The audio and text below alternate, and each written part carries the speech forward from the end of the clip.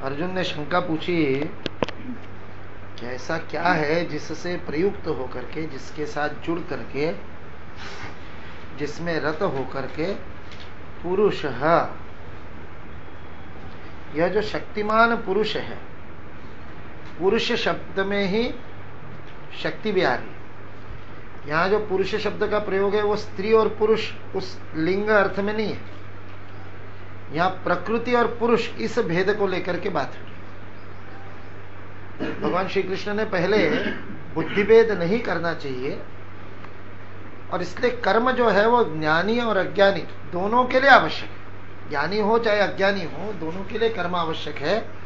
नियतम कर्म आवश्यक है, बताया गया कर्म आवश्यक है, तय किया गया कर्म आवश्यक है, शास्त्रोचित कर्म आवश्यक है। ज्ञानी व्यक्ति को उसका ज्ञान है कि क्यों करना है, इसलिए क्यों करना है इसका ज्ञान हो जाने के बाद उसकी आवश्यकता समाप्त हो जाती है कर्म की। उसके बावजूद उसको करना है क्योंकि उसको लोक संग्रह करना है, क्योंकि वो जैसा करेगा वैसे और लोग करेंगे। यद्यद आचरति श्रेष्ठः तत्तदेवेतरो जनः। जैसा जैसा कोई बड़ा व्यक्ति आचरण करता है वैसे ही बाकी सब लोग आचरण करते हैं, इसलिए उसको करना है। और जो अज्ञानी है वो प्रकृति क्रियमाणानि, वो प्रकृति के वशीभूत होकर के गुणा गुणेषु वर्तन्ते। गुण और कर्म विभाग के आपसी व्यापाश्रय से उसका कर्म हो रहा है। वो अपने स्वभाव के अनुसार, अपने प्रकृतिज स्वभाव के अनुसार जिस प्रकार के वह 24 तत्व वह लेकर के पैदा हुआ है, पंच महाभूत, पंच तन्मात्रा है, पंच ज्ञानेन्द्रिया, पंच कर्मेंद्रिया और अंतःकरण चतुष्ट है, इन सबको मिलाकर के जो होता है उसको गुण विभाग कहा, क्योंकि ये सत्व रज तम इन तीन गुणों से संचालित होते हैं और इनका आपसी जो क्रिया व्यापार है उसको कर्म विभाग कहा। इन दोनों के अनुसार प्रत्येक व्यक्ति काम करता है, वो चलेगा। इसलिए ज्ञानी होते हुए तुम उनका बुद्धिभेद मत करो, क्योंकि प्रकृति को रोकना बड़ा कठिन है। वो प्रकृति तो अपना काम करेगी, प्रकृति तुमसे कर्म करवाएगी। पहले भी बताया था, नहीं नहीं कश्चित क्षणमपि जातु तिष्ठत्य कर्मकृत, उसमें भी बताया था कार्यते ही अवशः कर्म।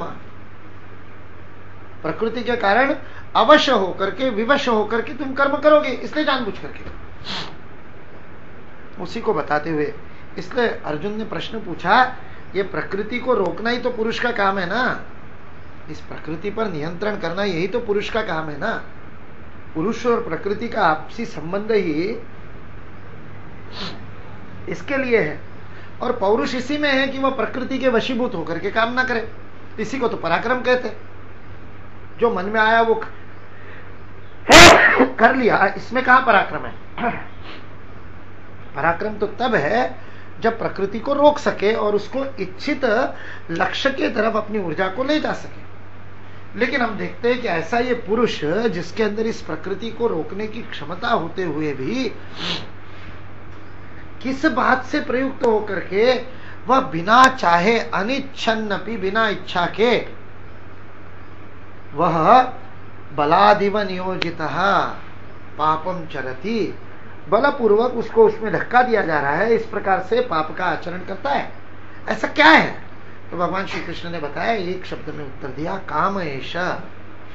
ये काम है, ये कामना है, ये वासना है, ये कुछ पाने की लालसा है, पिपासा है, इच्छा है, जिसके कारण बड़े बड़े पाप घटित होते हैं। और ये कैसे है काम? यह काम ही है जो क्रोध में भी रूपांतरित होता है। दोनों रजोगुणों से उत्पन्न हुए हैं। काम जो है वो रजोगुण से उत्पन्न हुआ है, और उसी का विपरीत रूप क्रोध, यह भी उस रजोगुण से उत्पन्न हुआ है। रजोगुण का अर्थ है गति। रजोगुण का एक जो स्वभाव है वह है गति। उसका दूसरा जो भाव है रजोगुण, कोई वस्तु रजोगुणी है, कोई व्यक्ति रजोगुणी है, कोई परिस्थिति रजोगुणी है, ये कैसे पता चलेगा? तो उसमें गति होगी, निरर्थक गति होगी। आगे 17वें अध्याय में जाकर के भगवान श्री कृष्ण बताते हैं, जो राजसिक करता है उसमें क्या वो कहते हैं, अनवेक्ष च पौरुषम, बिना काम का पौरुष करता है वो, बिना आवश्यकता का। आवश्यक है उससे अधिक ऊर्जा का व्यय करता है। राजसिकता का एक लक्षण है गति, राजसिकता का दूसरा लक्षण है कष्ट। तो काम में दोनों है, क्रोध में भी दोनों है। बिना गति के क्रोध हो नहीं सकता। अपन ने देखा था गीता स्वाध्याय में ही, क्रोध को कम करना है तो जिस व्यक्ति के प्रति क्रोध है उसके प्रति सकारात्मक बोलो, ये नहीं हो सकता, ये तो असंभव है। उस समय गुस्सा है तो नकारात्मक ही बोलोगे, लेकिन जो नकारात्मक बोल रहे हैं उसकी गति कम कर दो, तेजी से मत बोलो। गुस्सा जब आता है तब वही बात तेजी से निकलती है, आवाज भी बढ़ जाती है, उसकी गति भी बढ़ जाती है, अनावश्यक ऊर्जा का व्यय होता है और उसी को रिपीट भी करता है आदमी। पता नहीं अपने आप को क्या समझता है, 50 बार अपने मन में, वो अगला सुन भी नहीं रहा है, अपने मन में हमेशा ऐसे ही करते, हमेशा मेरे साथ ही करते। ये सारी बातें हम अपने मन में दोहराते, मैं ही ऐसा हूं, सब मेरे साथ ऐसा ही व्यवहार करते।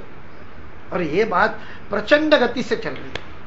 क्रोध को कम करना है, सिर्फ इतना कर दो कि यही वाक्य, यही मन में जो विचार है, इसको स्लो मोशन में बोलो, धीरे धीरे बोलो।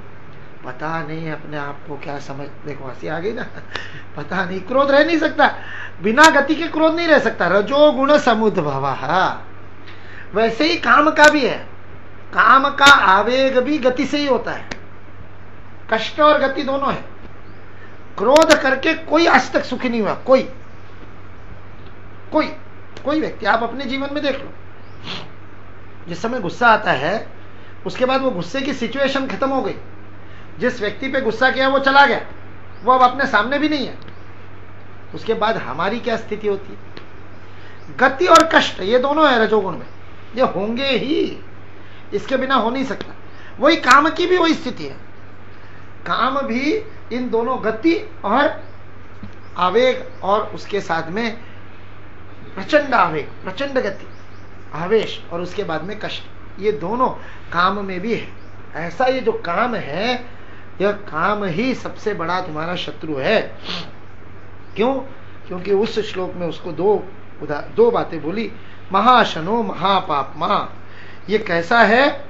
बहुत ज्यादा भूखा है, इतना ज्यादा भूखा है कि इसकी भूख मिट नहीं सकती। महाशनो, जितना डालोगे उतना ही ये और बढ़ता जाएगा।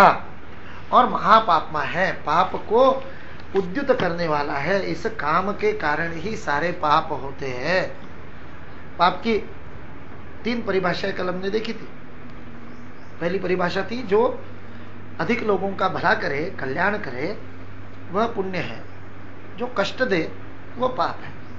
पापाय परपीडनम, परोपकाराय पुण्याय पापाय परपीडनम। 18 पुराणेषु व्यासस्य वचनद्वयम्। 18 पुराणों में व्यास ने यही 2 बातें बताई। परोपकार में पुण्य है, परपीड़ा में पाप है। लेकिन परपीड़ा में पाप क्यों है? यदि उसके और गहराई में जाकर के हम देखते हैं तो हम पाप की अधिक गहरी व्याख्या पाते हैं। और वह व्याख्या है, जो हमको कमजोर करता है वह पाप है। हमारे आत्मविश्वास को तोड़ता है वह पाप है।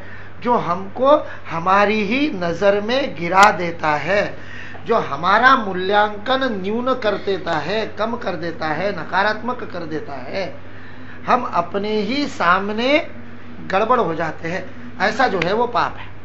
और जो हमको शक्ति देता है, जो हमको ऊर्जा देता है, जो हमको आत्मविश्वास प्रदान करता है, जो अपनी ही दृष्टि में अपना मान बढ़ाता है, वह पुण्य है। यह स्वामी विवेकानंद की दी हुई परिभाषा है। और वो क्यों? वो अभी बता रहे। क्योंकि यह काम पाप का निर्माण करने वाला क्यों है?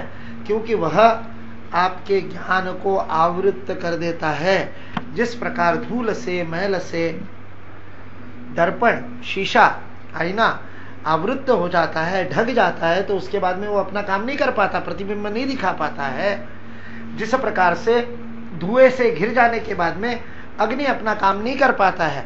यदि चूल्हा जिस समय जलाते थे, यदि चूल्हे से धुआं निकल रहा है तो उसकी आंच पे रोटी नहीं सीख सकती, धुआं पहले बंद करना पड़ेगा। इसलिए वो फूंकनी लेकर के फूंकते हैं और फूंकने से वो धुआं खत्म होता है, तब आंच निकलती है। अग्नि अपना कर्म तभी कर सकता है जब वो धुएं से घिरा हुआ नहीं हो। वैसे ही यह काम ज्ञान को आवृत कर देता है, ज्ञान को ढक देता है, और इसलिए फिर मूर्खों जैसे काम हम करते हैं। इसलिए काम के पीछे जान करके सारे पाप होते हैं। इसलिए उसको कहा वह ज्ञानियों का नित्य वैरी है, हमेशा उनका वैरी है। और इसलिए हे कौन्तेय, हे कुंती के पुत्र अर्जुन, इस दुष्पूरेणा, जिसकी पूर्ति नहीं की जा सकती, जिसकी भूख नहीं मिट सकती, जिसको तृप्त नहीं किया जा सकता, और किया भी जा सकता है तो बड़ी कठिनाई से किया जा सकता है, कष्ट से किया जाता है, बहुत समय भी लगता है और बहुत कष्ट भी लगता है, ऐसा दुष्पूरेणा अनल, ऐसा ये अग्नि है जिसका कभी अलम नहीं होता, जो रुकता नहीं है, अनल है जो रुकता नहीं है, जो बस करो ऐसा नहीं कहता, अलम यानी बस, अनल, अनल मतलब जिसमें अल्प नहीं है, अलम, इस अलम से ही अल्प आया, ना अल्पे, ना अल्पे सुखम अस्ति, वेद की ऋचा है, ना अल्पे सुखम अस्ति, भूमा वही सह न अल्पे सुखम अस्ति, वह ईश्वर जो है वह सर्वव्यापी है, वह भूमा है, विस्तारित है, क्योंकि अल्प में कुछ नहीं होता, इसलिए अनल है, वो अनल है। ऐसे को तुम अपना वैरी जानो, समझ लो कि ये तुम्हारा वैरी है, क्योंकि ये तुम्हारे ज्ञान को आवृत्त कर देता है, तुमको मूर्ख बनाता है, तुमको उल्लू बनाता है, इसलिए उस काम से बचो। अब वो वैरी है, अब वो शत्रु है, तो फिर उसका स्थान कहाँ है, कहाँ छिपा रहता है वो? वैरी को पकड़ करके यदि मारना है तो उसका अड्डा ढूंढना पड़ेगा ना, उसका अड्डा क्या है? तो यहां बताया, अड्डा शब्द उसी से आया। अड्डा शब्द का जो संस्कृत मूल रूप है वह मूल रूप है अधिष्ठान।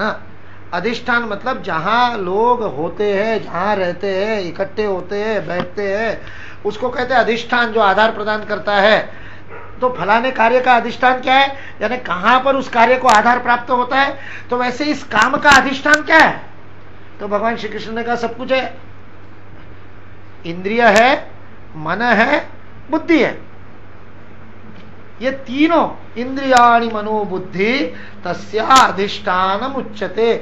लोगों ने बताया है, ऋषियों ने बताया है, शास्त्रों ने बताया है, उच्यते जहां पर भी है इसका मतलब है वो आपद वाक्य है।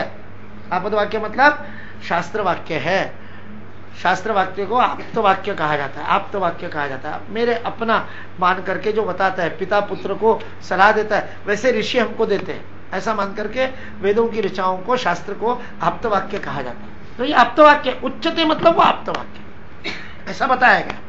कृष्ण ने जब कहा उच्चते मतलब ऐसा कहा है, मतलब ये शास्त्र वाक्य है। क्या शास्त्र वाक्य है? मन, बुद्धि और इंद्रिया, ये तीनों उसका अधिष्ठान है। इन तीनों में वो छुपा रहता है। कौन? काम छिपा रहता है। और इन तीनों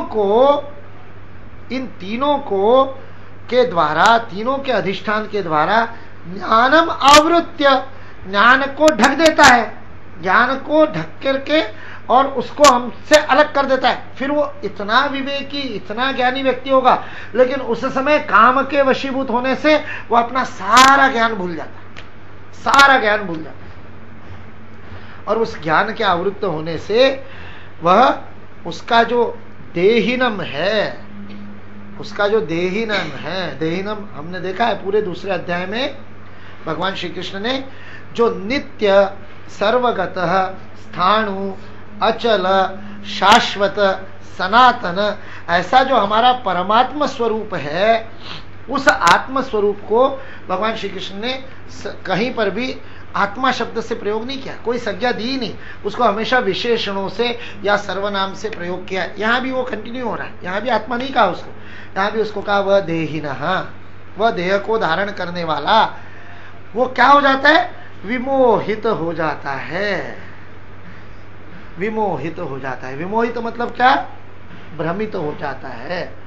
जब दोराहे पर खड़ा हुआ व्यक्ति इस रास्ते से जाऊं या इस रास्ते से जाऊं इसका निर्णय नहीं कर सकता और उसको गलत ही रास्ता सही दिखाई देता है, उस स्थिति को विमोह कहते हैं। तो वह देहिना को विमोहित कर देता है काम। इसका मतलब व्यावसायित्म का बुद्धि नहीं हो सकती, इसका मतलब उसकी बुद्धि एकेह नहीं हो सकती, एकाग्र नहीं हो सकती। दूसरे अध्याय को याद कीजिए, कर्मयोग का प्रारंभ कहां से हो? कर्मयोग के प्रारंभ के लिए क्या कहा? जो विमोहित है वो लक्ष्य प्रेरित नहीं हो सकता, वो अपने लक्ष्य से च्युत हो जाएगा, उसको अपना लक्ष्य पता नहीं चलेगा। और लक्ष्य जब नहीं पता होगा तो लक्ष्य के अनुरूप कर्म नहीं करेगा, तो भय, शोक, हर्ष, द्वेष राग द्वेष इस सब में पड़ जाएगा, विमोहित हो जाएगा। इसलिए ये काम ही है जो इंद्रिय मन बुद्धि तीनों में है। इसलिए है अर्जुन, तुम क्या करो, भरतर्षभ, भारत के हे सिंह, पराक्रमी वीर, भारत में पैदा हुए, भरत के कुल में पैदा हुए पराक्रमी वीर अर्षभ, भरतर्षभ, भरत सिंह, हे अर्जुन तुम पराक्रमी हो, इसलिए तुम सबसे पहले क्या करो, आदौ, सबसे पहले क्या करो, पहली स्टेप क्या है, इंद्रियाणि, तस्मात् त्वम इंद्रियाणि आदौ नियम्य, सबसे पहले इंद्रियों को नियमित करो, इंद्रियों को नियम में डालो, डिसिप्लिन करो, अनुशासित करो, नियंत्रित करो। कामेंद्रिय, कर्मेंद्रिय और ज्ञानेंद्रिय, इन दोनों को नियंत्रण करना काम के नियंत्रण का सबसे पहला उपाय कृष्ण ने बताया।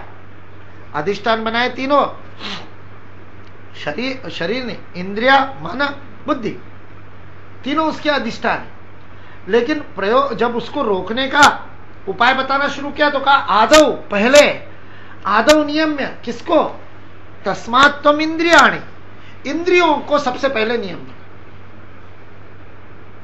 मजेदार बात ऐसी है, अगले श्लोक में आता है वो, मजेदार बात ऐसी है कि जो सूक्ष्म होता है उसका स्थूल पर नियंत्रण होता है, जो सूक्ष्म होता है वह स्थूल को नियंत्रित कर सकता है, जो अधिक स्थूल है, मोटा है, उसको नियंत्रित करने के लिए उससे अधिक सूक्ष्म की आवश्यकता पड़ती है हमेशा, चलायमान करने के लिए। यह विज्ञान का नियम है। जो स्थूल होगा वो सूक्ष्म को नियंत्रित नहीं कर सकेगा। जैसे ऊर्जा सूक्ष्म होती है तो वह भौतिक चीजों को चला सकती है, वैसे ही मन सूक्ष्म है तो उसका शरीर पर असर होता है। गुस्सा आता है तो आंखें लाल होती है, आंखें लाल होने से गुस्सा नहीं आता है, गुस्सा आने से आंखें लाल होती है। मन का शरीर पर नियंत्रण होता है, मन से शरीर नियंत्रित होता है क्योंकि वो सूक्ष्म है। लेकिन जब उसका उपाय करने के लिए बता रहे हैं तो उपाय की शुरुआत स्थूल से कर रहे हैं। कह रहे नियम में किसको करो, सबसे पहले नियमित किसको करो, इंद्रियों को नियमित करो, इंद्रियों को नियमित करो। और इंद्रियों को नियमित करने के द्वारा ये पापमानम, महान पापी, जो पापों का निर्माण करने वाला, यह जो कौन, एनम, किसको, काम को, प्रजहि, पूरी तरह से नष्ट कर दो, बलपूर्वक नष्ट कर दो, जबरदस्ती इस काम को खत्म करो, नहीं तो वो क्या, ज्ञान और विज्ञान दोनों का नाश कर देगा, ज्ञान और विज्ञान दोनों का नाश कर देगा। स्वामी विवेकानंद का एक वचन है, वो कहते हैं कि आप जो बोलते हो उसको ध्यान से देखो कि आप बोल क्या रहे हो, क्योंकि आपका बोलना आपकी सोच बन जाता है, आपका चिंतन बन जाता है। Talk talk talk and it becomes your thinking. और फिर उसको जब आप सोचते हो, ज्यादा सोचते हो, तो then it converts into action. Think think think and it becomes your action. और फिर वो कहते हैं एक्ट एक्ट एक्ट, लगातार आप उस पर काम करते रहते हो, it becomes your habit and A continued habit is your character. और जो आदत बन जाती है, वो आदत जब लगातार चलती रहती है तो उसी से आपका चरित्र बनता है। इसलिए शुरुआत कहां से करो, बोलते क्या हो उसके तरफ ध्यान दो, इसलिए अपने वचनों पर ध्यान दो। स्वामी विवेकानंद कहते हैं, हमको उल्टा लगता है, हम सोचते ये है कि जो सोचेंगे वो बोलेंगे। स्वामी विवेकानंद कह रहे जो बोलोगे वो सोचोगे, है कि नहीं मजेदार बात। अब क्या क्या सही है, जो सोचोगे वो बोलेंगे ये सही है, या जो बोलेंगे वो सोचेंगे ये सही है? सही दोनों है, वास्तविकता में सही दोनों है। सोचना सूक्ष्म है, इसलिए सोचने में से वचन और क्रिया तो निकलेगी। जो सोचोगे वो बोलोगे, जो सोचोगे वो करोगे, ये तो है ही।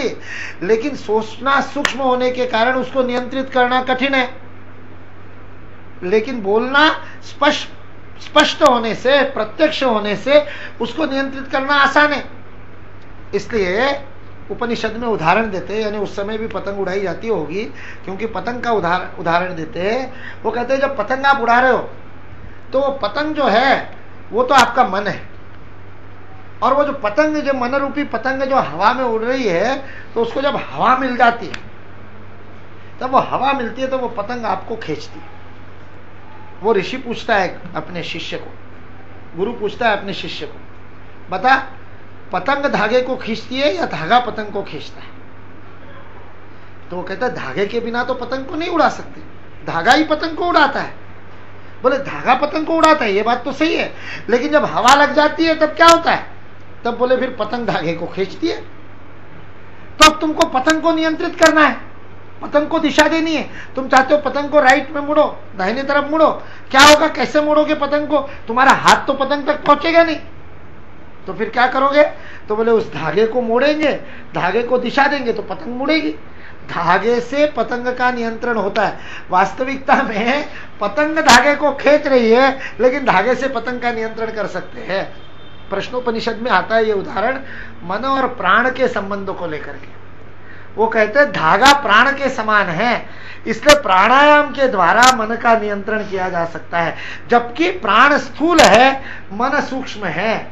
आसन में तो शरीर से मन को रोकने की कोशिश करते, इसलिए भगवान श्री कृष्ण कह रहे पहले इंद्रियों को नियंत्रित करो, क्योंकि वो तुम्हारे हाथ में। सीधे आहार को रोको, और फिर आगे बताया केवल आहार को रोकने से नहीं चलेगा, मन और बुद्धि को भी परिशुद्ध करना है, परिशोधन उसका भी करना है। और ये सारा परिशोधन कर्म के द्वारा होगा, लेकिन शुरुआत इंद्रियों से करनी पड़ेगी। आदौ पहले इंद्रियों को नियमित करो, क्योंकि ये काम जो है जिसको तुमको जलाना है, ये ज्ञान और विज्ञान दोनों का नाश करता है। ये भी बहुत सुंदर हमारी शास्त्रीय कल्पना है, संकल्पना है। विज्ञान, वास्तविकता में आजकल हम विज्ञान कहते हैं तो हमारी कल्पना ही कुछ और हो जाती है। ये ट्रांसलेशन की जो गड़बड़ियां है ना, जैसे धर्म का रिलीजन ट्रांसलेशन गड़बड़ है, वैसे ही विज्ञान का साइंस ट्रांसलेशन गड़बड़ है। साइंस अलग है और विज्ञान अलग है। जब संस्कृत में, जब हमारे शास्त्रों में विज्ञान की बात हो रही है, तब वो आज के इस भौतिक जगत के नियमों की बात नहीं कर रहे हैं, उसकी बात ही नहीं हो रही। प्रकृति के नियमों को जानने को साइंस भारत में नहीं कहा जाता, उसको विद्या कहा जाता है, और उसको अपरा विद्या कहा जाता है। ये जिसको आजकल हम भौतिक साइंस कहते हैं, उसको कहते हैं अपरा विद्या।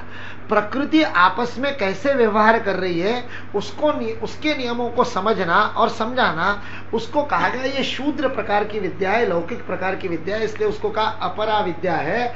शंकराचार्य तो उसको अविद्या कहते हैं, अद्वैत ज्ञान तो उसको अविद्या कहते हैं। और जो आत्म तत्व का आध्यात्मिक ज्ञान है, जो इस सारे नियमों से परे जाकर के अपने आप को देखने के लिए मदद करता है, उसको कहा विद्या। या फिर जो अपरा विद्या वाली बात है, उसमें उसको कहा परा विद्या। वो परा ले जाने वाली विद्या है, जिसको आज की भाषा में हम साइंस कहते हैं, या अपने स्कूल में विज्ञान के नाम से जिसको पढ़ते हैं वो ये। यहां जो ज्ञान विज्ञान नाशनम कहा जा रहा है, ये विज्ञान कौन सा है? विशेषत्वेन ज्ञायति इति विज्ञानः। ज्ञान का अर्थ है तत्व को समझना, उस तत्व को समझ लेना जो तत्व हमने दूसरे अध्याय में पूरे देखे। कौमारम यौवनम, जरा सबसे सरल ध्यान रहने वाला उदाहरण वो है कि बच्चे से बड़ा होता है, बड़े से बूढ़ा होता है, लेकिन इस सारे परिवर्तन के बीच में कुछ ना कुछ अपरिवर्तनीय होता है जो इस सारे परिवर्तन को देखता रहता है। अब इस तत्व को समझ लिया कि वो देखने वाला अलग है, बदलने वाला अलग है। शरीर मन बुद्धि बदल रही है, लेकिन उसको जो देख रहा है वो तो कांस्टेंट है, वो तो बदला नहीं, वो तो शाश्वत है, वो तो सनातन है, वो तो नित्य है, वह अपरिवर्तनीय है। अब ये तत्व समझना बड़ी अच्छी बात है, ये ज्ञान है। तत्व समझ में आ गया, और जब समझ में आता है तो ट्यूबलाइट जलती है। आश्चर्यवत पश्यति कश्चिदेन आश्चर्यवत वदति तथैव चान्या। ट्यूबलाइट, हाँ यार ऐसा तो है, ऐसा लगता है, लेकिन ऐसा लगने से क्या आचरण में आ जाता है क्या? तत्व समझ में आ जाने से आचरण में आ जाता है क्या? बालकों के आ जाता है। मैं कल मां से चर्चा करते समय बता रहा था, हमने विवेकानंद केंद्र में गीता के 60 श्लोक निकाले, 61 हो गया, उसको 61 कर दिया। 61 श्लोकों का एक संग्रह बनाया, और उस 61 श्लोकों के संग्रह को दैनिक जीवन में गीता ऐसा नाम दिया है। इस नाम से वो पुस्तक भी छपी। और उसका हरि गीता में से हिंदी का अनुवाद लिया, बड़ा सुंदर है, बड़ा अच्छा गेय है वो, उसमें बच्चों को आनंद आता है और समझ में भी आता है, सीधे सीधे गेय होने के नाते, हिंदी में होने के नाते। और 6 दिन स्कूल चलती है तो प्रतिदिन 10 के हिसाब से उनको 6 दिन में वो 60 श्लोक पूरे हो जाते हैं। 61 श्लोक, अब 61 कर दिया है तो एक दिन 11 हो जाते हैं, ऐसे करके उनको याद कराते हैं। अब उन श्लोकों में अलग अलग प्रकरण है, तो उसमें एक प्रकरण है आत्मा की नश्वरता, और उस प्रकरण में वो नयनम छिन्दन्ति शस्त्राणि नयनम दहति पावका, और वो श्लोक आता है, और जलता न जो अग्नि से, ऐसे करके वो सारा श्लोक वो बच्चे पढ़ते। अब शिक्षक लोगों को जब ये इसको लागू किया तो शिक्षकों ने कहा इसका क्या उपयोग होने वाला है, इतनी बड़ी बड़ी बातें ये दूसरी के, तीसरी के, चौथी के बच्चों को क्या समझ में आएगी। हमारे कार्यकर्ताओं ने कहा कोई बात नहीं, समझ में आए ना आए, अभी उनको एक बार याद तो करा दो, देखेंगे क्या समझ में आता है। पेरेंट टीचर्स मीटिंग में अनुभव आया, बड़ा अद्भुत अनुभव आया। एक छोटी सी बच्ची, पहली क्लास की बच्ची होगी, क्या उम्र होगी उसकी, 5-6 साल की उम्र की बच्ची, उसकी माँ कहती है, और वो क्रिश्चियन बच्ची है, कन्याकुमारी की घटना है, वो क्रिश्चियन बच्ची है, उसकी माँ पेरेंट टीचर मीटिंग में आकर के अपने शिक्षकों को कहती है कि आपने बहुत बड़ा उपकार किया मेरा। तो बोले क्या उपकार किया? बोले मेरे बच्ची के मन में बचपन से अंधेरे का भय था और मैं उसको निकाल नहीं पा रही थी, थोड़ा सा अंधेरा होता था तो वो उस कमरे में नहीं जाती थी, और 2-4 दिन पहले वो स्कूल से आई और आकर के मेरे लिपट गई पैरों से और कहने लगी माँ आज तो बड़ा मजा आया। तमिल में बता रही वो, वहां तमिल में सिखाते हैं इसी गीता को, तमिल ये वचन है उसके तमिल के, उसमें सिखाते। और उसने तमिल में गाते गाते माँ को वो नैनम छिन्दन्ति शस्त्राणि वाला श्लोक सुनाया, और फिर सुना करके कहती माँ आपको पता है मेरे को तो कोई मार ही नहीं सकता, मैं तो मरूंगी नहीं, और कोई काट नहीं सकता, कोई जला नहीं सकता, तो मैं डरूं किस बात से। और इस एक छोटी सी बात से उसका भय चला गया, अब वो अंधेरे से डरती नहीं। हमारे लिए कितना कठिन है आचरण में लाना उस बच्चे का जो निरागस रूप है, उसकी जो मासूमियत है, जो पूरी तरह से विश्वास करने की जो प्रक्रिया है अपने गुरु के ऊपर, अपने शिक्षक के ऊपर, उसके कारण उस बच्चे का तर गया। ज्ञान के बाद में ये जो आचरण में आता है इसको विज्ञान कहते हैं। ज्ञान का विशेष रूप से अमल में आना विज्ञान है। ज्ञान विज्ञान नाशनम, मतलब ज्ञान तो नष्ट हो ही जाता है, आदत के द्वारा वो जो ज्ञान विज्ञान में आ गया होता है वो भी चला जाता है। विज्ञान अपने आदत में डल जाता है, वो उसका तत्व नहीं हमको पता होता। हम डरते क्यों है इसका भी तत्व हमको नहीं पता, उसका ज्ञान नहीं पता। हम डरना बंद कर देते उसका भी ज्ञान नहीं। बड़े बड़े स्तरों पर मरने से डर नहीं लगता, और इस प्रकार से लोगों को देखा है। एक बार एक जगह पे एक बहुत बड़े गुंडे के साथ में अपने किसी कार्यकर्ता का अपने विद्यालय के लिए जमीन मिली थी, और उस जमीन को सरकार ने नाप करके दे दिया, और सरकार की जब वो नपाई होने के लिए वो पटवारी वहां जा रहा था, जितनी बार जाता वो पड़ोस के खेत वाला जो पॉलिटिकल लीडर था और उस गुंडा भी था, तो उसके गुंडे उस पटवारी को भगा देते। तो नपती नहीं हो रही थी, और नपती नहीं होने से पोजीशन नहीं मिल रहा था, स्कूल का काम शुरू करना था। तो अपने कार्यकर्ताओं ने वहां जाकर के नपती कराएंगे आज, ऐसा तय किया। लड़ाई हो गई फिर से, तो पुलिस ने बुलाया, पुलिस थाने में। उस समय कांग्रेस की सरकार थी, मध्य प्रदेश की घटना है। तो इसलिए पुलिस ने बुलाया, और पुलिस ने बुला करके, और वो कांग्रेस का लीडर, जिले का बहुत बड़ा लीडर, और उसको बैठाया, और अपने जो उस समय वहां के जो विभाग प्रचारक थे, बाद में प्रांत प्रचारक, अभी आजकल प्रांत प्रचारक है, उनको बैठाया, और दोनों को बैठा करके दोनों को समझाने लगे कि ये तुम लड़ाई मत करो आपस में, ये मत करो, वो मत करो, और आपस में सुलझा लो, हम तो आ नहीं सकते, पुलिस भी विवश है। वो नेता बैठा है वहां पर सामने, और वो नेता इनको कहता है कि आप ज्यादा पचड़े में पड़ो मत, आज तक बहुतों को मरवा दिया मैंने, एक हाथ और मर जाए तो कोई फर्क नहीं पड़ता। ये उसके शब्द है। क्योंकि उस विद्यालय आदि से जुड़े थे, तो हम भी वहां पर थे, तो इसलिए आंखों देखी बात है। वो युवा विभाग प्रचारक, और उसने धीरे से उस व्यक्ति की तरफ देखा और उसको कहा रामधीरज जी, मरता तो आदमी एक बार ही है, 2 बार तो कोई नहीं मरता। और उठ के निकल गए। पुलिस देखती रही, उठ के निकल गए, और बाहर आके हमको कहा चलो आज नपती होगी। पटवारी को लिया, जाकर के नपती की। उस नेता की हिम्मत नहीं हुई बंदूकें लेकर के, और वो सारा भिंड ग्वालियर का इलाका ही ऐसा है, बंदूकें लेकर के ही चलते लोग। बंदूकें लेकर के उसके गुंडे देख रहे, हमने सारी नप्ती करवाई, आज वहां पर बहुत बड़ा अपना सरस्वती शिशु मंदिर का बहुत बड़ा रेसिडेंशियल विद्यालय खड़ा है, बहुत बड़ा। लेकिन वो जो ताकत उस सामान्य कार्यकर्ता की, कभी मैंने बहुत अधिक आध्यात्मिक और ऐसी मतलब उनके अंदर इतनी आध्यात्मिक ताकत है, रोज के दैनिक शाखा से काम से ही आध्यात्मिक ताकत, ये विज्ञान है, ये ज्ञान नहीं है। उनको यदि पूछो, अभी ये चर्चा यदि मैं उनसे करूं, उनको भी पता नहीं है, उनका उदाहरण मैं यहां पर दे रहा हूं, उनके सामने कभी चर्चा नहीं, और चर्चा में उनसे करूं तो वो उड़ा देंगे, कुछ नहीं है, चलता है, वो मार दिया होगा डायलॉग, ऐसा बोल देंगे। कोई सहजता, बिल्कुल सहजता, उसके आत्मा के अमरत्व की नयनम छिंदंती शस्त्राणी का आचरण में ला लिया। मरता तो एक बार ही, क्या फर्क पड़ता, क्यों डरना उससे, रोज रोज क्यों मरना उस मृत्यु के डर से। यह जो ताकत है, यह जो आचरण में आ गया, यह विज्ञान है। एप्लीकेशन जो है ज्ञान का, वो विज्ञान है। फिर वो ज्ञान होने से भी हो सकता है, बिना हुए भी हो सकता है, क्योंकि ज्ञान तो है ही सबको, प्रगटतः हमारे सामने प्रकट हुआ हो ना हो, वो ज्ञान हमारे अंतर्निहित तो है ही, हम उस ज्ञान के ही स्वरूप है, उस ज्ञान से ही बने हुए, इसलिए वो अपने आप आचरण में आ सकता है विज्ञान के रूप में। लेकिन ये काम ऐसा है जो ज्ञान को भी खत्म कर देता है, विज्ञान को भी खत्म कर देता है, विज्ञान भी नष्ट हो। ऐसे हमारे ये सारे जो मौलिक सिद्धांत है जीवन के, यही तो हमारे आचरण में आ रहे। आप छोटी सी बात देखिए, भारत में कोई व्यक्ति दूसरे व्यक्ति को बिना संबंध के नहीं पुकारता, अजनबी को आप बिना संबंध के नहीं पुकारते। सड़क पे अजनबी दिखेगा, उसको आप कहते भाई साहब, भैया जी। पूरे गुजरात में कोई भी हो, उसको बेन या मौसी कहते हैं। अपने से आयु में बराबर या छोटी हो तो बेन, अपने से बड़ी हो तो मौसी। सारी दुनिया अजनबी है, अनजान है, कोई परिचय नहीं, जानते भी नहीं, उसका नाम नहीं पता नहीं, लेकिन उस व्यक्ति को आप संबंध से पुकारते हो।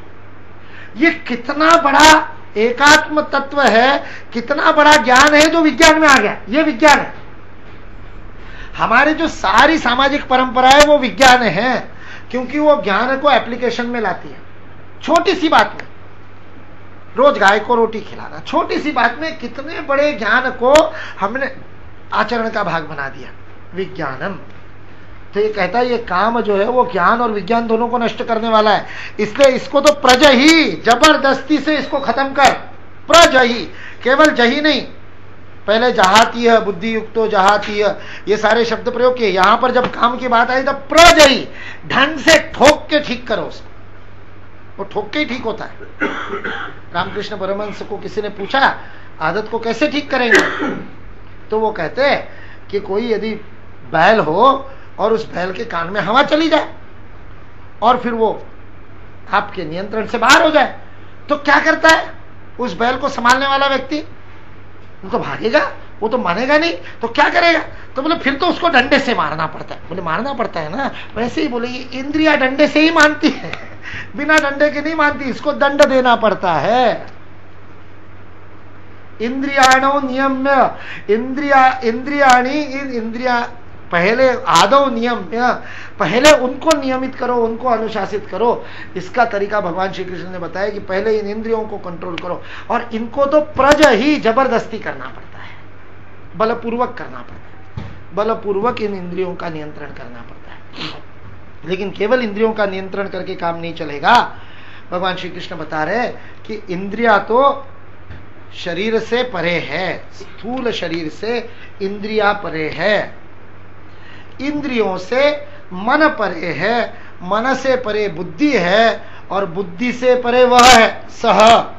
फिर यहां सर्वनाम प्रयोग किया, आत्मा परमात्मा कुछ नहीं बोला भगवान श्री कृष्ण ने।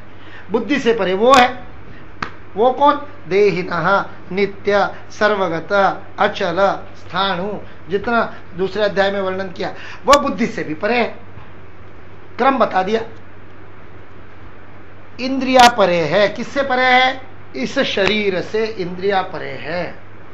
समझिए इस बात को। आंखें इंद्रिय नहीं है, आंखें उपकरण हैं। आंखों के माध्यम से देखने का जो हो रहा है काम, वो इंद्रिया है। इसलिए जिनकी आंखें नहीं होती वो उंगलियों से देखते हैं, वो कानों से देखते हैं, वो सुन करके समझ जाते कौन आया। अभी परसों के दिन 2 दिन पहले मैं अंध विद्यालय गया, अंध विद्यालय में भाषण देने के लिए। जब उनको 10 ठोके की बेल बजी, उनको पता है 10 ठोके की बेल बजी तो एकत्रित होना है, एकत्रित होना है तो कहाँ एकत्रित होना है वो भी पता है, फिर भी किसी को पता नहीं कहाँ होना है। वाड़ेगांवकर में, वाड़ेगांवकर उस सभा कक्ष का नाम, वाड़ेगांवकर में जाओ।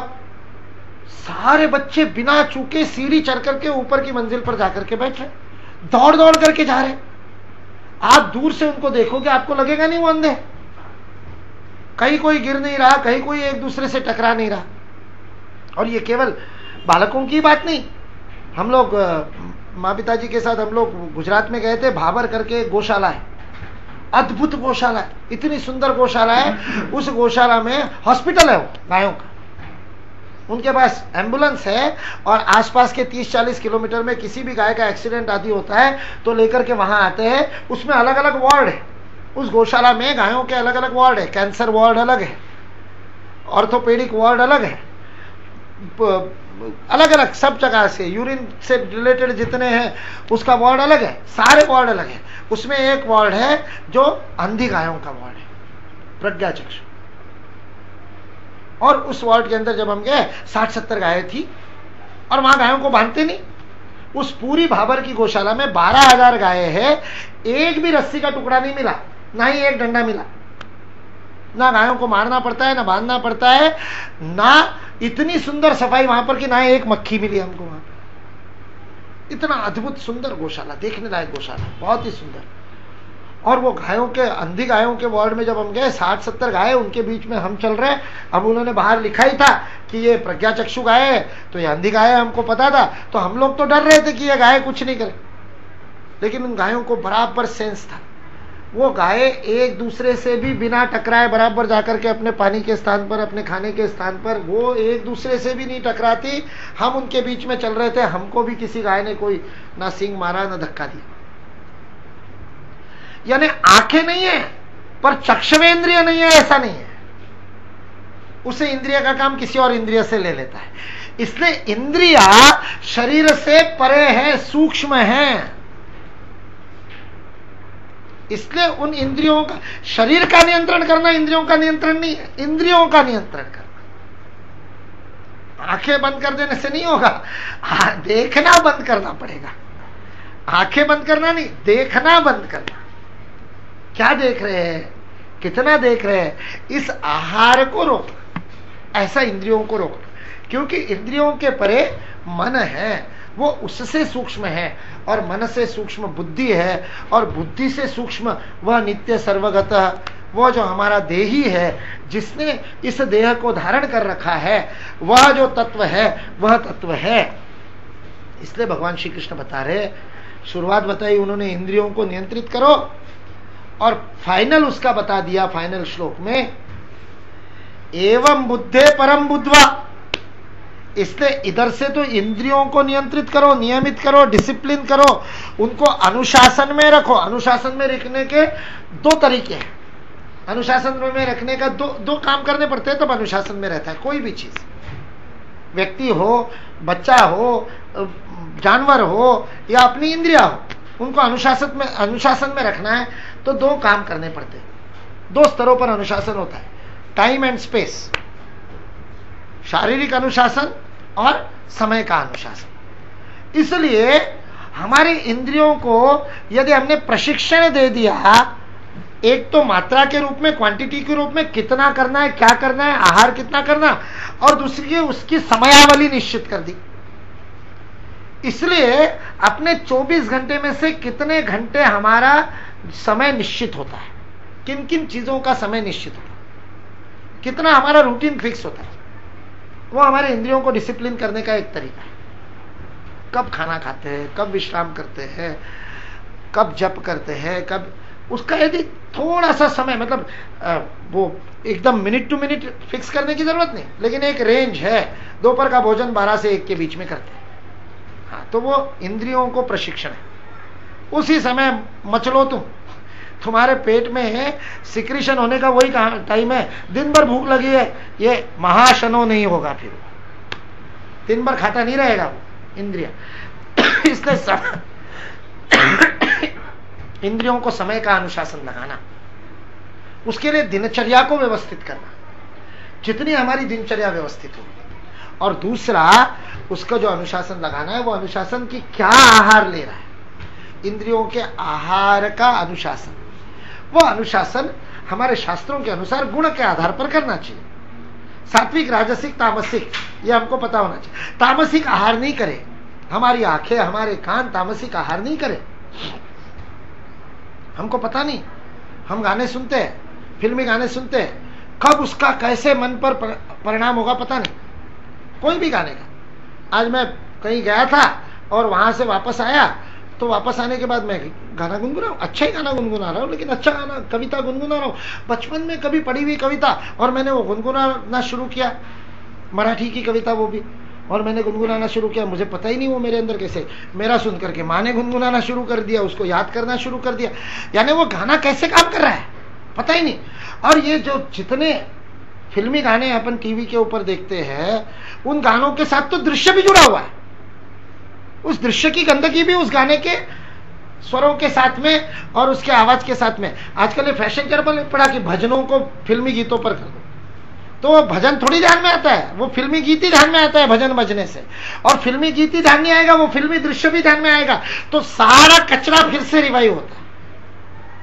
इसलिए दूसरा जो स्वयं के इंद्रियों का नियंत्रण है, उसके आहार को नियंत्रित करना, समय का आहार कब करना उसका नियंत्रण, और क्या करना उसका भी नियंत्रण। इसलिए तय कर लो, ऐसी बातें मैं नहीं सुनूंगा, नहीं सुनूंगा। हमारा एक परिचित परिवार था, जैन परिवार था, तो उनके आचार्य तुलसी के वो भक्त थे, श्वेतांबर। तो उनके घर में एक बार आचार्य आए पधरावनी करने के लिए, भोजन करने के लिए। तो घर में आने के बाद में आचार्य ने उन घर के सारे माता पिता, बच्चों को, सारे परिवार वालों को बैठाया, और वो आचार्य की आदत थी तुलसी की, वो अणुव्रत दिया करते थे। तो उन्होंने 21 अणुव्रत निकाले थे। अणुव्रत मतलब छोटा सा व्रत, कोई छोटा सा संकल्प करो, आज तुम्हारे घर में आचार्य आए तो आचार्य कुछ दे दो। तो तैयार क्या देना है, उनमें तो बोलियां लगती है ना, सोने का कलश चढ़ाने की बोली। तो आचार्य ने कुछ मांगा तो जो मांगे वो दे दे, पैसा मांगे तो पैसा दे दे, कपड़ा मांगे जो मांगे वो देंगे। तैयार हो गया, क्या दो? तो ले नहीं, कोई एक आपकी बुरी आदत दे दो। सारे परिवार को मिलकर के कहा कि आपकी कोई एक बुरी आदत आप हमको दे दो। तो वो सोचने लगा परिवार, क्या दे क्या दे क्या दे। तो तुलसी जी ने कहा कोई बात नहीं, ऐसा करते हैं, बहुत ज्यादा तुम सोचो मत, मैं एक बता देता हूं, यदि संभव हो तो ठीक है, नहीं तो फिर मैं दूसरा बताऊंगा। तो उन्होंने कहा वाणी की शुद्धि रहनी चाहिए, और इसलिए वाणी की शुद्धि रहनी चाहिए, इसलिए अपने मुंह से गाली नहीं निकलनी चाहिए। तो तुम अपनी सारी गालियां मुझे दे दो। हाँ, ये हिल गए, गालियां आपको कैसे देंगे? बोले मैं मेरे को गाली देने को नहीं कह रहा हूं, मैं कह रहा हूं कि आज के बाद आपने गाली आचार्य तुलसी को दे दी, अब आपके पास गाली है ही नहीं, तो आपके मुंह में गाली आएगी ही नहीं।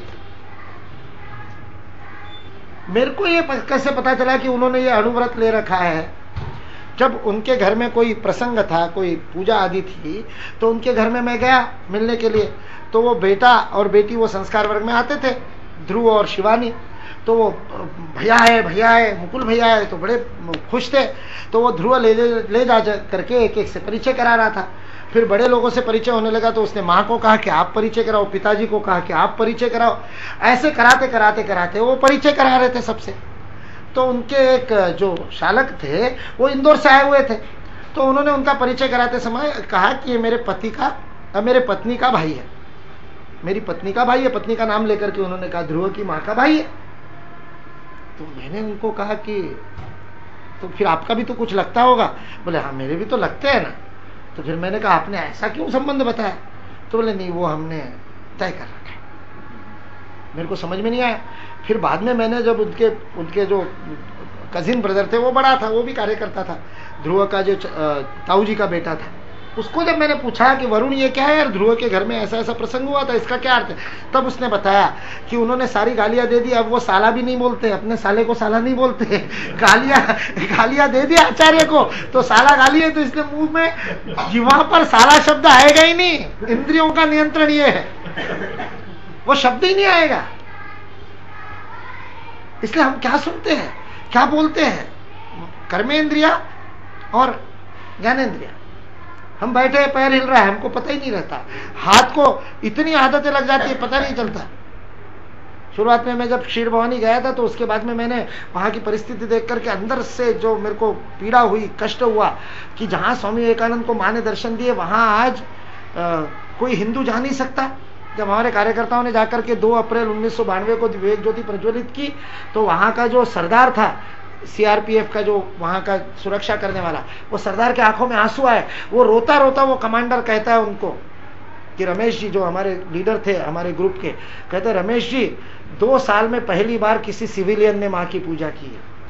हम तो करते हैं रोज, लेकिन सिविलियन हमारे देश के अंदर, हमारे भूमि में, और जिसको शंकर की तपोभूमि, कश्यप की तपोभूमि, और वहां पर मां की पूजा नहीं होती। मेरे को अंदर से बड़ा बुरा लगा और मैंने संकल्प लिया कि जब कार्यकर्ताओं को लेकर के डंके की चोट पे ढोल बजाते हुए, भारत माता के जयकारे लगाते हुए जब तक क्षीर भवानी नहीं आऊंगा तब तक दाढ़ी नहीं कटवाऊंगा। और वो 5 साल लगे। 1997 में गया मैं राजस्थान से 25 कार्यकर्ताओं का दल लेकर के।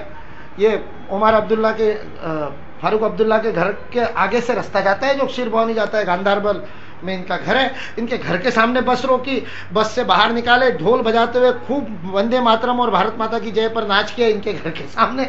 और ऐसा करके सब कार्यकर्ताओं को लेकर के वहां गए और तब दाढ़ी कटवाई थी। तो 5 साल में ऐसी बड़ी दाढ़ी हो गई। अब ये जो इंद्रियों पे अपना नियंत्रण कैसे नहीं होता है, कैसे अनप्रोडक्टिव एक्शंस अपनी होने लगती है, अपने को पता भी नहीं चलता। इतने सजगता से स्वयं को देख करके जीवन जीने का प्रयत्न करते हुए भी ऐसा होता है। जब वो दाढ़ी कट गई 5 साल बाद में, तब वो दाढ़ी कटने के बाद मुझे पता चला कि मुझे उस दाढ़ी में उंगली घुमाने की आदत लग गई थी। दाढ़ी पकड़ पकड़ करके उंगली घुमाने की आदत लग गई थी।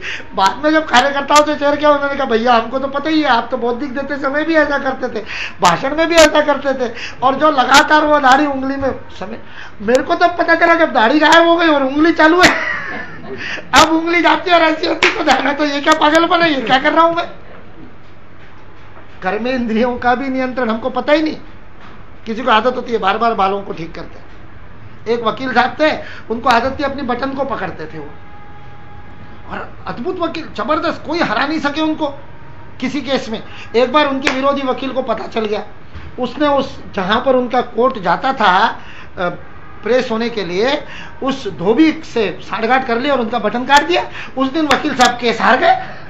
जब भी जाता बटन नहीं मिलती तो बोलना बंद, बोल ही नहीं पाए, वकालत नहीं कर पाए। ऐसी कितनी आदतें हमारे अंदर होती है, हमको पता नहीं होता। यदि हम फीडबैक लेना शुरू करें तो हमारे कर्मेंद्रियों का नियंत्रण हो सकता है। ज्ञानेंद्रियों का नियंत्रण, कर्मेंद्रियों का नियंत्रण यह करना, तो पहला समय पालन का नियंत्रण, अनुशासन, और दूसरा आहार का अनुशासन, क्या करना क्या बोलना इसका अनुशासन। उसके लिए छोटे छोटे संकल्प, ये जो अनुव्रत जैसे बताया वैसे छोटे छोटे संकल्प लेकर के उस इंद्रियों के नियंत्रण को किया जा सकता है, छोटी छोटी बातों में। ये मैं फिल्मी गानों के बारे में बता रहा था। एक बार हमारा अजमेर में स्वाध्याय चल रहा था, बहुत पुरानी बात है, 97-98 की बात है। वहां स्वाध्याय चल रहा था और स्वाध्याय चलते समय, स्वाध्याय के बाद में हमें एक संकल्प लेते हैं, 7 दिन के लिए एक छोटा सा संकल्प लेना है। जब मैंने बताया कि फिल्मी गाने अपन सुनते हैं और उन गानों से कैसे कचरा अपने दिमाग में भरता है। आजकल तो सारे बच्चे दिन भर कान में लगा करके वही सुनते रहते हैं, और उसके अंदर जो बातें उसके अंदर बोली रहती है वो अपन खुद के ऊपर लागू करके देख ले, क्या हम अपने जीवन में उसको करना चाहेंगे, क्या अपने जीवन में वो लागू हो, ऐसा हमको अच्छा लगेगा क्या। लेकिन फिर भी सुनते, और केवल सुनते नहीं, अब वो दृश्य भी आंखों में उस समय आ रहा होता है, तो सारी इंद्रियां काम कर रही होती।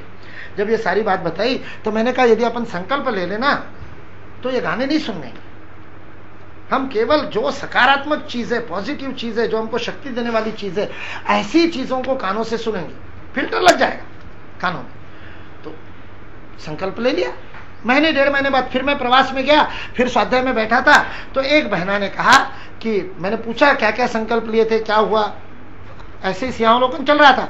तो एक बहना ने कहा कि भैया मैंने वो गाना नहीं सुनने का संकल्प लिया था, आज तक मैं उसका पालन कर रही हूँ, गाने नहीं सुनती हूँ मैं, अभी मैं कुछ भी गाने नहीं सुनती, कोई फिल्मी गाना मेरे कान में जाते हैं। तो बाकी सारे युवा साथी मजाक करने लगे, अब फेंकती है, प्रणीता दीदी आप ऐसे ही कह रहे हो, ऐसे तो हो नहीं सकता। ऐसे कैसे हो सकता है? बोले अभी गणेशोत्सव चल रहे हैं और आप अभी यहाँ पर साइकिल से अपने घर से केंद्र में कार्यालय में आई हो, आते समय कितनी जगह पर बीच में गणपति लगे हुए आपको मिले, वहां सब जगह भोंगाड़े लगा करके और बड़े बड़े ये लगा करके लाउड स्पीकर लगा करके फिल्मी गाने चल रहे हैं और आपके कान में नहीं गए। उसकी बहना की आंखों में आंसू आ गए। वो कहती ईमानदारी से पास में लाउड स्पीकर बजता जाए, वो गाना अंदर नहीं घुसता है। संकल्प ले लिया, वो गाना अंदर नहीं घुसता है। जिस कमरे में टीवी रखा है उस कमरे में मैं जाती नहीं हूं, लेकिन छोटा सा घर है 3 कमरों का, जिस घर में वो रहती थी नानी के यहाँ अजमेर में, वो नानी का घर छोटा सा 3 कमरों का, तो सब फिर कार्यकर्ता चिकित्सक होते हैं ना, उनमें से कार्यकर्ता कहता है कि क्या दीदी आपका घर ही इतना छोटा है कि आप किसी भी कमरे में चले जाओ टीवी की आवाज तो सुनाई देने ही वाली है। तो वो कहती है भैया आप मानो चाहे मत मानो, जिस दिन से संकल्प लिया है उस दिन से टीवी पर यदि कोई भजन आ रहा हो या कोई अच्छी गीत अच्छा कोई कार्यक्रम आ रहा हो तो ही कान में जाता है, जो काम का नहीं वो कान में जाता ही नहीं, इंद्रियों का फिल्टर लग जाता है। मैंने खुद तो अनुभव किया ही है ये। लेकिन केवल एक संकल्प मात्र से एक सामान्य कार्यकर्ता, एक सामान्य कॉलेज में पढ़ने वाली बहना बीए कर रही थी उस समय, अब तो 2 बच्चों की मां है, वो कार्यकर्ता उसने संकल्प कर लिया तो उसका फिल्टर लग गया। उस पूरे परिवार ने आचार्य तुलसी को कहा कि हमने आपको अपनी गालियां दे दी, तो उनके मुंह में गाली आती ही नहीं, सामान्य सी गाली भी नहीं आती। इतना इंद्रियों के ऊपर नियंत्रण हो सकता है संकल्प के द्वारा। इसलिए जो संकल्प और विकल्प करने की शक्ति है वो मन की शक्ति होती है, और जो निर्णय लेने की शक्ति होती है वो बुद्धि की शक्ति होती है। संकल्प और विकल्प दोनों मन कराता है। संकल्प यानी सकारात्मक रूप से कुछ करने का, विकल्प यानी उसमें खोट डालने का, क्या होगा ऐसा करने से। ये जो सारे प्रश्न पूछे जा रहे थे ना, लाउड स्पीकर से तो कान में जाएगा ही, वो आदमी संकल्प नहीं कर पाएगा क्योंकि उसके मन में विकल्प ही है, ये तो हो ही नहीं पाएगा। बड़ी बड़ी बातें कल सब कहते रहते, होता कुछ नहीं है। ये विकल्प भी मन में ही आता है। इसलिए उससे परे की जो निश्चयात्मिका बुद्धि है उसे बुद्धि का नियंत्रण करना पड़ेगा। इसलिए अंतिम श्लोक में कहा एवं बुद्धे, किसको? जो बुद्धि के भी परे है, सह जो बुद्धे परतस्तु सह, इस बुद्धि के परे जो है उसको जान करके परम बुद्धवा, उस परम को, उस अंतिम सत्य को जान करके संस्तभ्य, अपने आप में आत्मना अपने आप को स्वयं में ही स्थिर करके इस शरीर मन बुद्धि, इस इंद्रिय मन बुद्धि तीनों को अलाइन करके एक रेखा में ला करके उस ज्ञान के द्वारा हे महाबाहो जय ही शत्रुम काम रूपम दुरासदम, जो दुरासदम है जिसको जीतना बड़ा कठिन है, दुर्जेय है, ऐसा ये जो कठिन शत्रु है काम रूप ने, काम के रूप का, कामना के रूप का, उसको तू नष्ट कर दे। जय ही शत्रुम, इस शत्रु का तू महाबाहो नाश कर दे। कैसे? मन बुद्धि इंद्रिय तीनों को अलाइन करके उस परम के ज्ञान से उसके साथ इसको अलाइन कर दो। इसलिए रामकृष्ण परमहंस की जो बात मैंने बताई थी षड्रूपियों का कैसे नाश करना, तो रामकृष्ण परमहंस ने कहा षड्रूपियों का नाश करने का एक ही तरीका है, उसको भगवान की ओर लगा दो। क्रोध करना है तो भगवान पे करो, काम करना है तो भगवान पे करो, लोभ करना है तो भगवान का करो, भक्ति का करो, ईर्ष्या करनी है तो दूसरे भक्त की करो कि उसकी भक्ति मेरे से ज्यादा क्यों, उसके अंदर मुझसे अधिक श्रद्धा क्यों है, वो इतना निर्मल हृदय का है कि सहजता से भगवान में मन लग जाता है। मेरे ही मन में विकल्प क्यों आते, उल्टी उल्टी गांठें क्यों बढ़ी हुई, ईर्ष्या करनी है तो ऐसे करो। सारे अपने दुर्गुणों को ईश्वराभिमुख कर दो।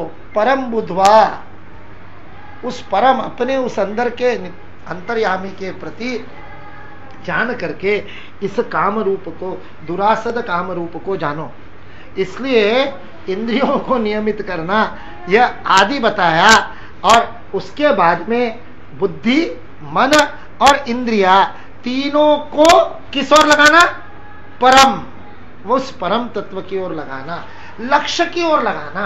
यह बहुत सरल सी बात है। वो प्रांत प्रचारक की बात मैंने बताई, उसने जीवन में कितना जप तप और कितना ये सारे आध्यात्मिक साधनाएं की होगी ये मुझे पता नहीं, लेकिन एक साधना वो नियमित कर रहा है कि मेरे जीवन के 24 घंटे भारत माता की सेवा के लिए है। इसलिए हर क्षण ध्येय का स्मरण करने की साधना उसके जीवन में है। उसके मन, बुद्धि और इंद्रिया एक उदात्त लक्ष्य के प्रति केंद्रित हो गई, और ऐसे केंद्रित होने से जही शत्रु महाबाहो, ये काम रूप का शत्रु है, उसको जीता जा सकता है। वो जो विद्या वाचस्पति मिश्र की कहानी बताई थी कि 24 साल शादी को हो गए और उनको पता ही नहीं कि पत्नी कौन है, भामती का उसको परिचय तक नहीं, और अंत में दीपक जलाने आई। कैसे होता है ऐसा? क्योंकि शरीर, मन, बुद्धि, इंद्रिया, मन, बुद्धि, ये सारे उस उदात्त लक्ष्य की ओर लग गए। वो उदात्त लक्ष्य है वो परम, उस परम ज्ञान की ओर उसके तरफ डालते, तब काम आपको विचलित नहीं कर सकता। यह ज्ञानियों का नित्य वैरी भी, उसको भी विजय पाई जा सकती है जब अपने जीवन को हम लक्ष्यात्मक करते हैं, लक्ष्य प्रेरित करते हैं। एकेह कुरुनंदन व्यवसायत्मिका बुद्धि एकेह कुरुनंदन, कर्मयोग के उसी सिद्धांत पर फिर से हमने उसका जो व्यावहारिक टेक्निकल तरीका है वो भगवान श्री कृष्ण ने यहां बताया है कि एवं बुद्धे परम बुद्धवा, उसके द्वारा हम मन बुद्धि और उसको अपने आप में ही, आत्मानम आत्मनि, अपने आप में ही, अपने आप में ही, अपने अंदर में ही इस काम को, काम से निवृत्ति पा सकते हैं और कर्म योग को अपने जीवन में ला सकते हैं। ये कर्मयोग इस काम को हटाने वाला है, इसलिए वो व्यवसायत्मिका बुद्धि वो हमारे जीवन का सबसे महत्वपूर्ण मार्ग है। वहीं पहुंच करके पूरा कर्मयोग फिर से जाकर के अंत में वहीं पर पहुंचता है, व्यवसायत्मिका बुद्धि एकेह कुरुनंदन। इसलिए हमारे जीवन में सतत हमेशा, अमेरिका में एक अनुसंधान में बताया कि सर्वाधिक जो हार्ट अटैक्स आते हैं, सर्वाधिक जो हार्ट फेल से लोग मरते हैं, वो अपने रिटायरमेंट के 2 वर्षों के अंदर मरते हैं। अपने व्यवसाय से निवृत्ति लेने के पहले 2 वर्षों के अंदर मरते हैं, हार्ट अटैक आता है। क्यों?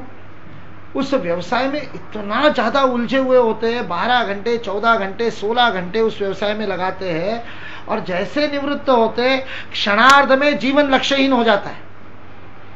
अब क्या करूं पता ही नहीं, इतने दिनों तक आराम नहीं मिला इसलिए आराम कर लेता हूं। 2 साल इसलिए टिक जाते हैं कि थोड़ा सा घूमने जाते हैं, फिरने जाते हैं, वैकेशन करते हैं, तो उनको लगता है चलो जो जो नहीं किया। अब वो कितना कर लेंगे, आराम कितना करेगा आदमी, कर ही नहीं सकता, निरर्थक जीवन नहीं जी सकता। इसलिए जीवन को सार्थक बनाना है तो अपने आप को व्यस्त रखना, उदात्त कार्य में व्यस्त रखना, छोटे छोटे नहीं, स्वार्थजन्य कामों में नहीं, किसी बड़े लक्ष्य को लेकर के अपनी क्षमता से 1 इंच अधिक लक्ष्य होना चाहिए अपना। आराम से कर सकते उतने से काम नहीं चलेगा, आराम से कर सकते उससे 1 कदम आगे का होना चाहिए, ताकि एक्सर्ट करे खुद को, ताकि उसमें खुद की थोड़ी ऊर्जा अधिक लगे, तो मन बुद्धि इंद्रिया उस लक्ष्य के प्रति एकाग्र हो जाएगी, और वो एकाग्र होगी तो ये काम एश क्रोध एश, उससे हमारी मुक्ति हो जाएगी, पापों से मुक्ति हो जाएगी। ऐसा अपने जीवन में हम करें। ये भगवद गीता के 3रे अध्याय का कर्मयोग का विवेचन है। कल अपन इसका थोड़ा सा एक बार सिंहावलोकन करते हुए 4थे अध्याय को प्रारंभ करें। सर्वे भवन्तु सुखिनः, सर्वे भवन्तु सुखिनः, सर्वे सन्तु निरामयाः, सर्वे भद्राणि पश्यन्तु, मा कश्चित् दुःखभाग् भवेत्। ओम शांति शांति शांति।